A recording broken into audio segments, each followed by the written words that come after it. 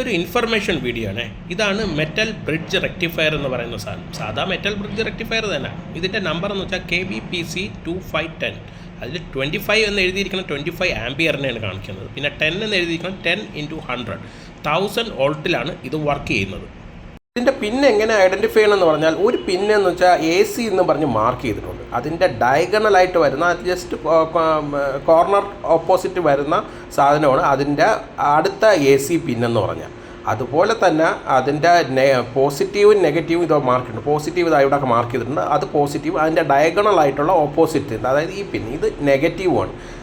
ഇതിനെ നല്ലൊരു അലുമിനിയം കേസിൽ നല്ല പെർഫെക്റ്റ് ആയിട്ട് മോൾഡ് ചെയ്താണ് എടുത്തേക്കുന്നത്. ഈ അലുമിനിയം ഷീറ്റ് എന്ന് പറഞ്ഞാൽ കേസ് എന്ന് പറഞ്ഞാൽ അതൊരു ഹീറ്റ് സിങ്ക് ആയിട്ട് ആക്ട് ചെയ്യും. പിന്നെ ഇതാ ഈ ഹോൾ ഉണ്ടറിയും.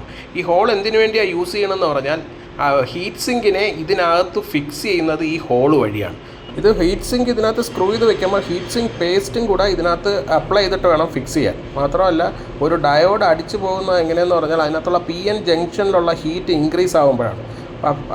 ഒരു അലുമിനിയം കേസിങ് വരുമ്പോൾ ഉള്ള അഡ്വാൻറ്റേജ് എന്ന് വെച്ചാൽ ഒരുമാതിരിപ്പെട്ടുള്ള ഹീറ്റെല്ലാം ഈ അലുമിനിയം കേസ് വരെ ഡിസിപ്പേറ്റ് ചെയ്തു പോകും. അതുകൊണ്ട് തന്നെ നല്ല ലോങ് ലാസ്റ്റിംഗ് ആയിരിക്കും ഈ മെറ്റൽ ബ്രിഡ്ജ് റെക്ടിഫയർ. ഇതിൻ്റെ പിന്നിനെല്ലാം ലെങ്ത് ഒരല്പം കൂടുതലാണ്.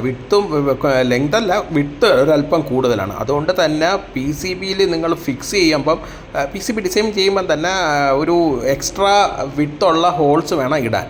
മാത്രമല്ല ഒരു കോമൺ ബോർഡിലാണ് നിങ്ങളിത് അസംബിൾ ചെയ്യണമെങ്കിൽ ഒരു 3-4 പിൻ ഹോൾസ് ചേർന്ന് കട്ട് ചെയ്തിട്ട് വേണം ഇത് ഫിക്സ് ചെയ്യുക, എന്നാലേ ഇതിനകത്ത് ഇരിക്കുള്ളൂ. മാത്രമല്ല ഒരു ഹീറ്റ് സിങ്ക് നിങ്ങൾ ഫിക്സ് ചെയ്യണമെങ്കിൽ ഇതിനെ സോൾഡർ ചെയ്യുന്നതിന് മുമ്പേ ഫിക്സ് ചെയ്യണം. അതിന് ശേഷമേ നിങ്ങൾ സോൾഡർ ചെയ്യാവൂ. കാരണം സോൾഡർ ചെയ്തതിന് ശേഷം നമുക്ക് ഹീറ്റ് സിങ്ക് ഇതിനകത്ത് ഫിക്സ് ചെയ്യാൻ പറ്റില്ല.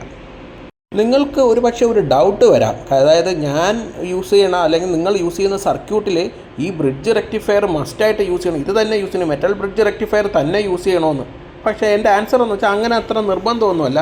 അത് ഡിപ്പെൻസ് ആണ്. അതായത് ഡിപ്പെൻസ് എന്ന് പറയാൻ കാരണം ഇത് നമ്മുടെ സാധാരണ ഡയോഡ് 10 ആംപിയറിൻ്റെ ഡയോഡാണ്. അപ്പോൾ 10 ആംപിയറിൻ്റെ ഡയോഡ് ഇതേപോലത്തെ 4 എണ്ണം യൂസ് ചെയ്താൽ നിങ്ങൾക്കൊരു ബ്രിഡ്ജ് റെക്ടിഫയർ ഉണ്ടാക്കാം. അപ്പം 4 എണ്ണം വയ്ക്കുമ്പോൾ 10 ആംപിയറിൻ്റെ ബ്രിഡ്ജ് റെക്ടിഫയറേ ആവുന്നുള്ളൂ. ഇനി അപ്പം നിങ്ങൾക്ക് ആംപിയർ കൂട്ടണമെങ്കിൽ ഇതുപോലെ പാരലായിട്ട് 2 എണ്ണം കണക്ട് ചെയ്യാം. അപ്പോൾ പാരലായിട്ട് 2 എണ്ണം കണക്ട് ചെയ്യുമ്പോൾ 20 ആംപിയറിൻ്റെ ബ്രിഡ്ജ് റെക്ടിഫയർ ആവും. ഇനി നമുക്കിതിൻ്റെ ഇതിൻ്റെ ഡയമെൻഷൻ ഒന്ന് നോക്കാം. കണ്ട 20 ആംപിയറിൻ്റെ ഹൈറ്റ് എന്ന് പറഞ്ഞാൽ കണ്ട ഇത്രയേ ഉള്ളൂ.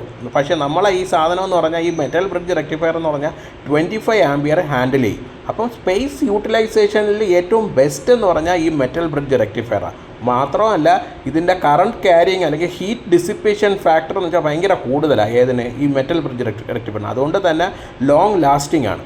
അത് തന്നെയാണ് ഒരു കാരണം. പിന്നെ മറ്റൊരു കാരണം എന്ന് പറഞ്ഞാൽ സ്പേസിൻ്റെ യൂട്ടിലൈസേഷൻ വെച്ചാൽ വളരെ കുറച്ച് സ്പേസ് മതി നിങ്ങൾക്ക് 25 ആംപിയർ വരെയുള്ള ഒരു കറണ്ട് താങ്ങുന്ന ഒരു ബ്രിഡ്ജ് റെക്ടിഫയർ ഫിക്സ് ചെയ്യാൻ.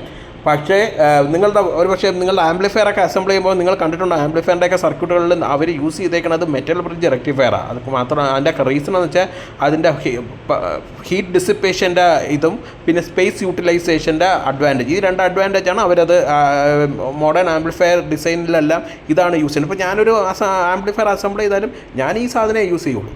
ഇത് പല ആംപിയറിൽ അവൈലബിൾ ആണ്. 10 ampere, 15 ampere, 20 ampere, 25 ampere, 30 ampere, 35 ampere, അങ്ങനെ നിങ്ങൾക്ക് ഇഷ്ടമുള്ളത് യൂസ് ചെയ്യാം. ഈ വീഡിയോ നിങ്ങൾക്ക് ഉപയോഗമാണെന്ന് തോന്നുകയാണെങ്കിൽ ലൈക്ക് ചെയ്യണേ. മാത്രമല്ല നിങ്ങളുടെ കൂട്ടുകാരിലേക്ക് ഷെയറും ചെയ്യണേ. ഇവിടെ തൊട്ടപ്പുറത്തൊരു കൺസ്ട്രക്ഷൻ നടക്കണം, അതുകൊണ്ടാണ് ഈ ബാക്ക്ഗ്രൗണ്ട് നോയ്സ്. ഇതുപോലുള്ള ഇൻട്രസ്റ്റിംഗ് വീഡിയോയ്ക്ക് വേണ്ടി ചാനൽ സബ്സ്ക്രൈബ് ചെയ്യാൻ മറക്കരുത്. അതിൻ്റെ അപ്പുറത്തുള്ള ചെറിയ ബെല്ലൈക്കൺ ക്ലിക്ക് ചെയ്താൽ ഞാൻ അപ്ലോഡ് ചെയ്യുന്ന വീഡിയോസിൻ്റെ നോട്ടിഫിക്കേഷൻ നിങ്ങൾക്ക് കിട്ടും. ദിസ് ഈസ് ഗഗനോയിഡ് സൈനിങ് ഓഫ്. അടുത്ത വീഡിയോ അപ്ലോഡ് ചെയ്യുന്നത് വരെ ചെറിയൊരു ഇടവേള.